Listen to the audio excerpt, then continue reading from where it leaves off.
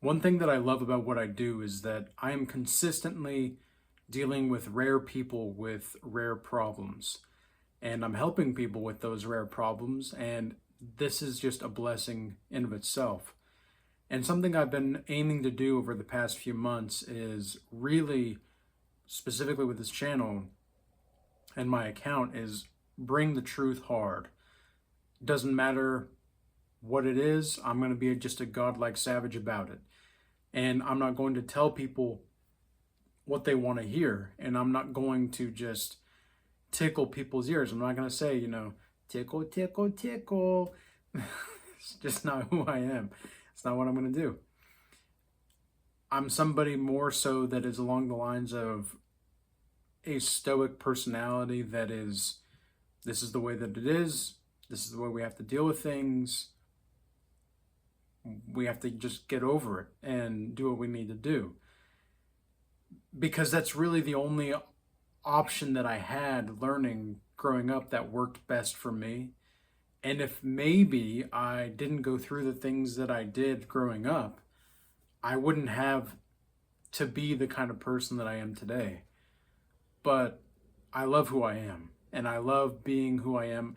No, I'm not the most humorous person in the world. I do have a sense of humor, of course, and I love the playfulness of life.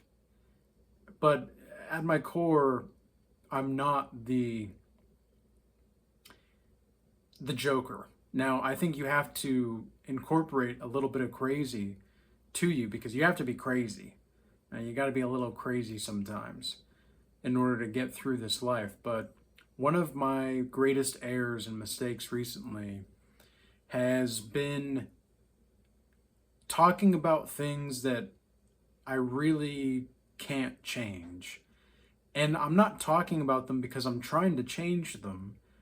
I'm trying to talk about them because I want people to see the truth. I want people to be exposed to what's actually going on. The thing is, though, is that this is not something that is biblical. It's not my job to force people to see the truth, even though I'm just talking about it. There was a sense of me wanting to just like slap people into being awake, but I can't wake people up that are pretending to be asleep. I just can't do that. And if I throw water on you, if I shake you, if I slap you, metaphorically speaking, of course, while you're sleeping, there's nothing I can do about that. And if people are actually asleep, like, they just don't know any better. Like, this is something that I don't like to have to do, but in the Regal Change Academy, for example, I've had to cancel people's memberships because they're bringing a certain kind of energy that is just not applicable to a thriving community that is winning. I don't like to have to do that, but winning is an energy. It's a channel that you, and it's a form of energy that you channel, rather. And I'm not saying that winning is the most important thing, but I don't want people to go to my community, for example, and see this kind of stuff that some of these people are talking about. There's no need for it. And they're talking about things that they just can't change. And they're not even trying to bring truth to it. They're just complaining. They're complaining about change, things that they can't change. And that's just not tolerable to me anymore. And it's not like I'm going to condemn you for it, but I'm just going to avoid you and remove you from my vicinity and from my attention that I'm investing into my life. I just don't need to do that. I don't need to listen to people that believe they know everything and yet they have all these negative things to say. Like, this is dark magic. This is dark magician kind of a stuff, right? This is something that it's not conducive toward a positive frame of mind. If you can't reframe your thought algorithms, if you don't have a sense of novelty to your own life, like if you don't feel like there's something unique about you, and it's not even that, like maybe your uniqueness is in your ordinariness, because sometimes what's ordinary is considered unique nowadays, and vice versa. What's unique and what's ordinary is actually, yeah, you see what I'm saying. So the point is that I've worked with all different kinds of people. I've made all different kinds of business deals with people all around the world. I've had a lot of experience with different kinds of people. I've had plenty of experience with women, but not in the sense of like, sleeping around or anything. And, but I know what it's like to be around women. I know how to treat women as people because that's who they are, right?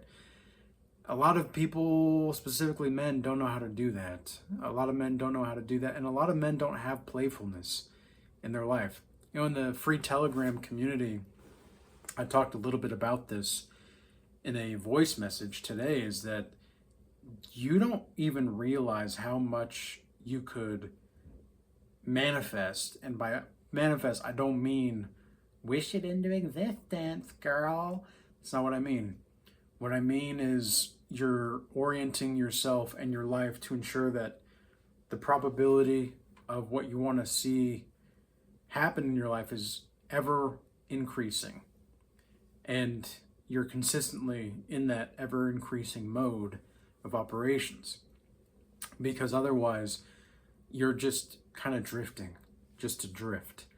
And I don't see the reason for so many people that are not trying to have that ever increasing quality in their life. Onward and upward, everybody knows that term, right? Or that phrase, that platitude. That's a reasonable platitude to have. Okay, onward and upward. It's not a matter of onward or upward. It's a matter of onward and upward.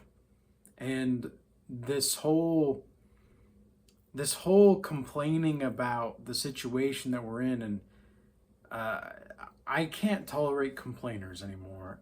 And something I've realized is I've taken myself off the top shelf because I've wanted to help save people from their own condemnation of hell. Like, they're condemning themselves to hell by the choices that they're making. And I've wanted to save these people, or at least help save them.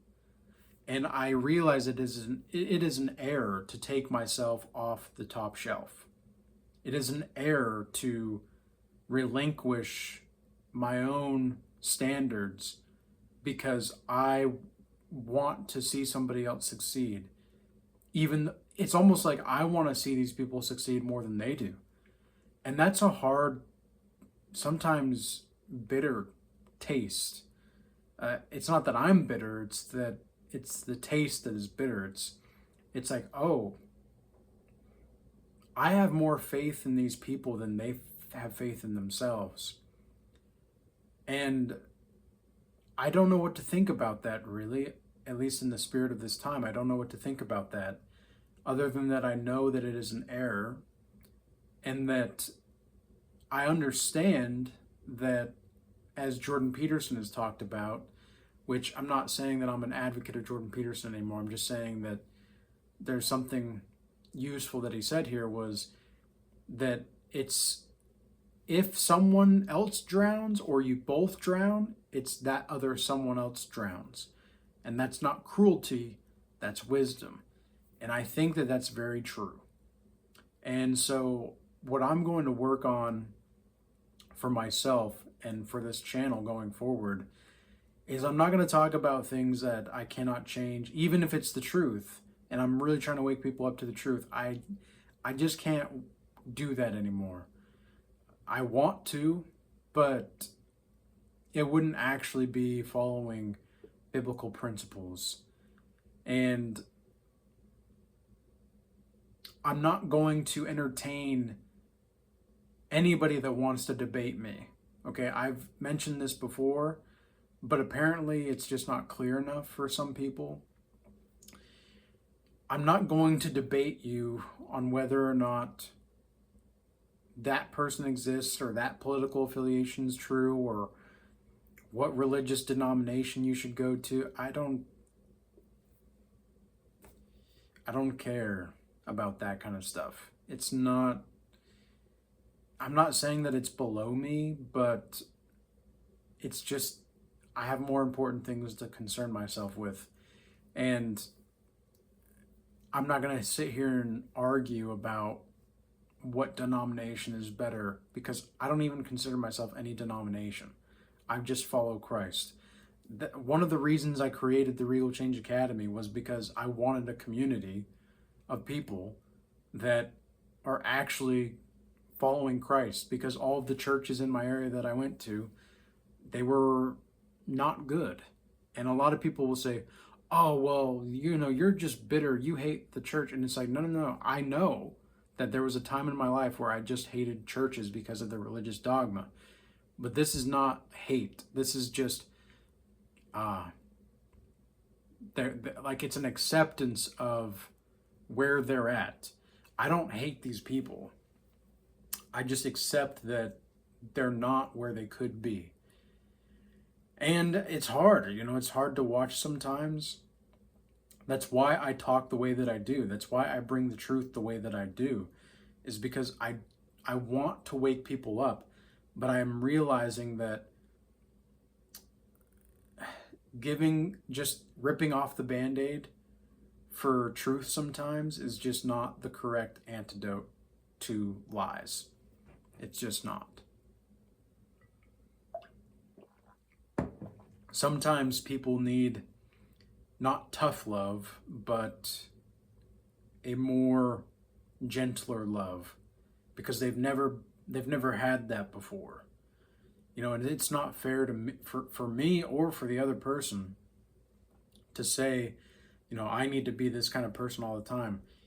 I want to be a whole person. I don't need to be a holy person. I just want to be a whole person.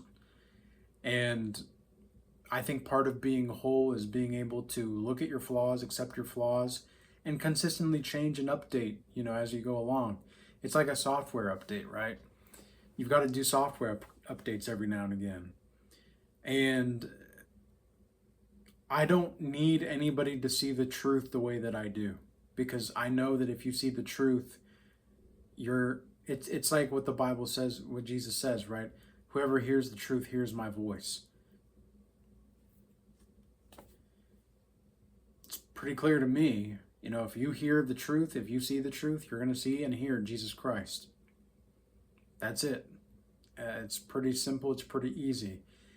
And it's just not my job to try to tell people what they should or shouldn't believe. And I'm not saying that I did that necessarily. That's not my error. But it's like I wanted to. That was the error, really, is I wanted to do that. And I wanted to wake these people up that were pretending to be asleep, but I can't do that. I can't do that at all. And I'm very grateful for the place that God has been able to put me in my own life. And I'm grateful for all of the blessings that I've had. It's just amazing how God always gives you what you need. He always does. Somehow, some way, he always gives you what you need. And even when you don't even know you need it. In this instance, I didn't get this tough love from God to humble me. It was actually like a sense of mercy, and it was a sense of grace. It was like I was able to, just by accepting parts of myself that were darker than I thought, I was able to open my heart more. And it was that gentler feel that from God that was a lot easier to bear the burden of existence. Because sometimes when that avalanche of existence crashes upon you and you don't know what to do and you have to like work to get out of it, and you're prepared to do so, but all of a sudden it's like God puts you in this like force field of love so that you don't, like, yes, the avalanche comes across and over you, and you know that avalanche of existence, it just feels like a nihilistic beat down, but you're surrounded by this force field of love from God. And I don't speak about love as in like, oh, you know, it's a lovey-dovey. That's not what I'm talking about either. I'm talking about just the purity of God's love in of itself. And that's what was surrounding me recently. And it was like, yeah, you know what? And this force field isn't going to last forever, but you're going to be able to get out a little easier with this, you know, with the force field protecting you. And you're still going to have to find your way back to camp, so to speak, but the travel isn't going to be as difficult because I've got you, Thaddeus. Like, that's the feeling that I get from God when, you know, when I'm going through the things that I've gone through the last few days. And again, I'm not a doomer. I don't like the doomer stuff, but I do doomer max when I need to. And I consciously do that. I don't do that just because I want to see the end of the world. You know, it's funny though, and it's not really funny, but like sometimes people, I think some people have been so traumatized from this path and from having to walk this path that they forget how to socialize. You know, they've become just like socially oblivious to the moment. They're very aware and yet they're very lost at the same time. And these are the people that I'm really trying to reach with my videos and my work.